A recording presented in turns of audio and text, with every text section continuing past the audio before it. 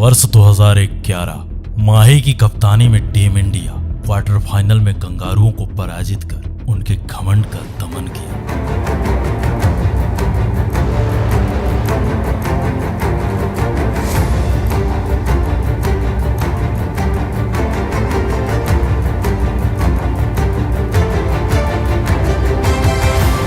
लेकिन वर्ष 2015 कंगारुओं ने अपनी शक्ति को एकत्रित कर एक बार फिर टीम इंडिया पर पलटवार किया और इस पलटवार में टीम इंडिया को एक करारी शिकस्त थमा दी। उस पलटवार में टीम इंडिया को पराजय हाथ लगी। इस पराजय में टीम इंडिया अपना साम्राज्य, अपने सल्तनत को खो चुकी थी। ऑस्ट्रेलिया के हाथों भारत को 95 रनों की हार मिली। भारत विश्व कप से बाहर हो गया है। India has surrendered in the semi-final without a fight. Semifinal में भारत की हार हो चुकी है। भारत 2015 वर्ल्ड कप की दौड़ से बाहर हो गया। सिडनी में भारत की हार से पूरा देश गमजदा हो उठा है। ऑस्ट्रेलिया में सेमीफाइनल में इंडिया को 95 रन से हरा दिया। आज पूरा देश गुस्से में है। आज पूरा देश गमगीन है क्योंकि अब हम वनडे क्रिकेट के विश्व विजेता नहीं रहे।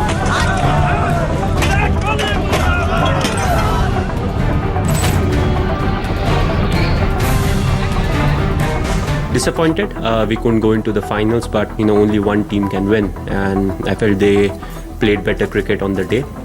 ऐसे में एक बार फिर वर्ष 2016 क्रिकेट के ये दो दिग्गज देश एक दूसरे के आमने सामने थे। 5 ओडीआई वर्ल्ड कप विजेता कंगारुओं की ये टीम आज तक एक बार भी T20 वर्ल्ड कप नहीं जीती थी। ऐसे में अब कंगारुओं का उद्देश्य था ओडीआई के बाद T20 वर्ल्ड कप में अपने वर्चस्व, अपने सत्ता को स्थापित करने का, और अपने इस उद्देश्य की पूर्ति हेतु कंगारुओं की ये फौज क्वार्टर फाइनल के दरवाजे में दस्तक दे चुकी थी और उनका सामना होने वाला था टीम इंडिया से। अब ऐसे में संपूर्ण विश्व को इंतजार था भारत के पलटवार का।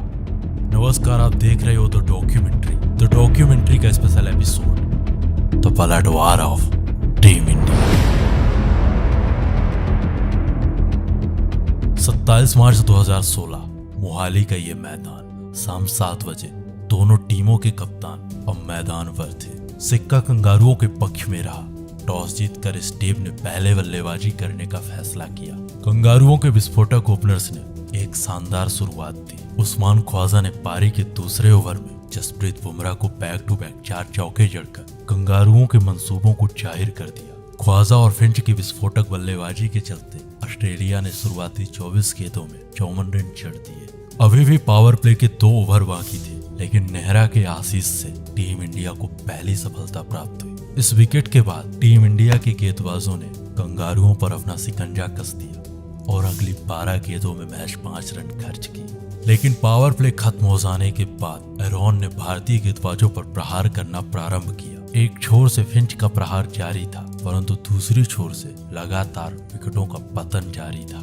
8वें ओवर की चौथी बॉल पर अश्विन ने डेविड वार्नर को अपने फिरकी के जाल में फंसा लिया। अब 10 ओवर का खेल खत्म हो चुका था। कंगारुओं के खाते में 81 रन थे। ऐसे में कंगारुओं के पूरी फौज का दारोमदार मैक्सवेल और फिंच के कंधों में था। परंतु 13वें ओवर की इस बॉल पर फिंच अपने मकसद में नाकामयाब रहे। एक बड़े शॉट के प्रयास में फिंच के विकेट का पतन हो जाता है। उसके बाद मैक्सवेल और वॉटसन ने मिलकर कुछ बड़े शॉट्स लगाए। अब 16 ओवर का खेल खत्म हो चुका था। कंगारुओं के खाते में 129 रन थे। एक अच्छी शुरुआत के बाद अब कंगारुओं को उम्मीद थी एक शानदार फिनिशिंग टच की, लेकिन बुमराह ने क्लेन को क्लीन बोल्ड करके कंगारुओं की उम्मीदों में पानी फेर दिया। अब 20 ओवर का खेल खत्म हो चुका था। कंगारुओं के खाते में 160 रन थे और टीम इंडिया के सामने 161 रनों की चुनौती थी।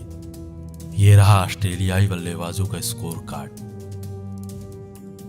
ऑस्ट्रेलिया की ओर से सर्वाधिक एरॉन फिंच ने 34 गेंदों में 43 रनों की ताबड़तोड़ पारी खेली। ये रहा भारतीय गेंदबाजों का पराक्रम।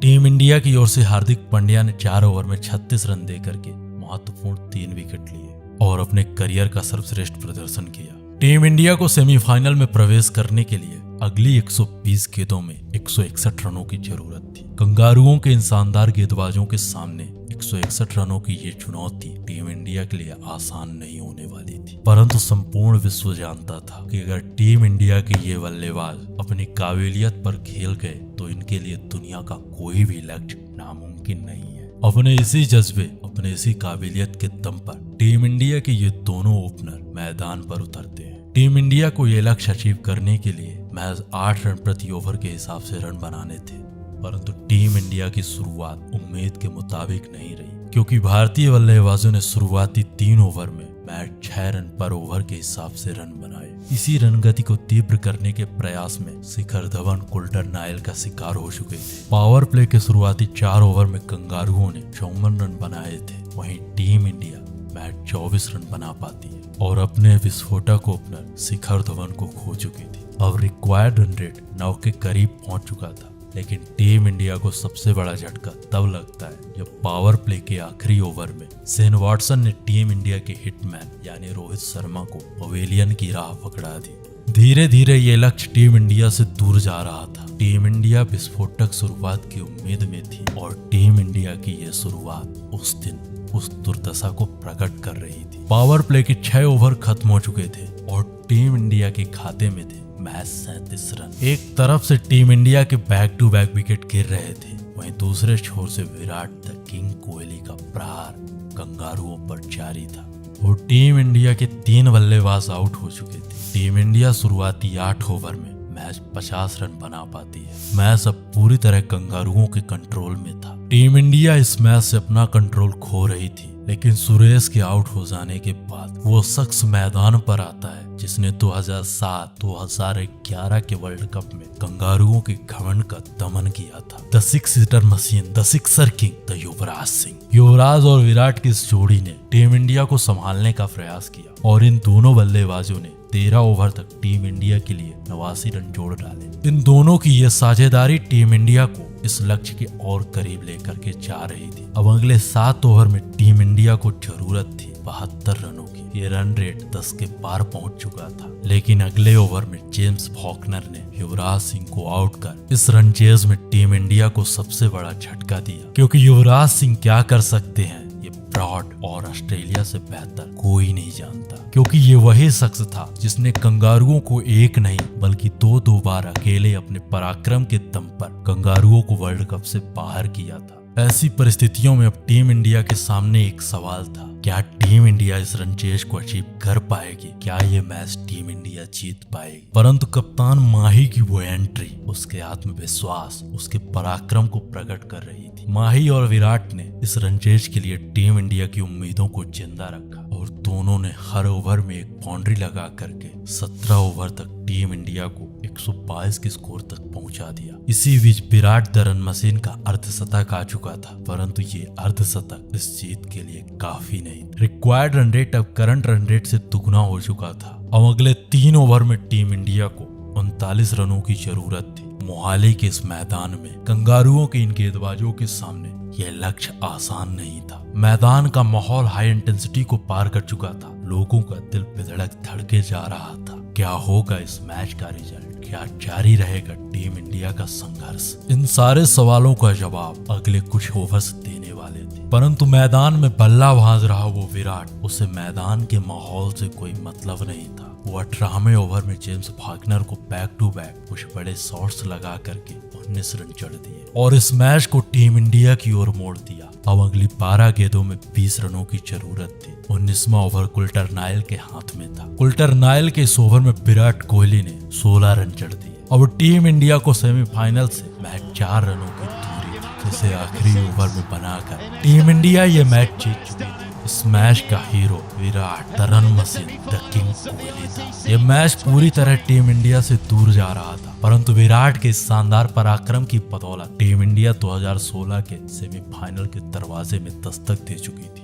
विराट ने महज 51 गेंदों में 82 रनों की एक ताबड़तोड़ पारी खेली। इस एक पारी की बदौलत ये लक्ष्य टीम इंडिया के लिए आसान हो चुका था। ये रहा भारतीय बल्लेबाजों का स्कोर कार्ड और ये रहा कंगारू गेंदबाजों का स्कोर कार्ड। ऑस्ट्रेलिया की ओर से शेन वॉटसन ने मैच 24 गेंदों में 23 रन दे करके 2 महत्वपूर्ण विकेट लिए। उम्मीद है कि हमारी आवाज, हमारे अंदाज में हमारी ये मैच स्टोरीज, ये मैच डॉक्यूमेंट्रीज आपको पसंद आ रही होंगी, तो प्लीज सब्सक्राइब करें हमारे चैनल द डॉक्यूमेंट्री को एंड हमें इंस्टा में भी जरूर फॉलो करिए, क्योंकि हमें वहां भी आपके प्यार की जरूरत है। तो हंसते रहिए, खेलते रहिए और देखते रहिए द डॉक्यूमेंट्री, हमारी आवाज हमारे अंदाज में।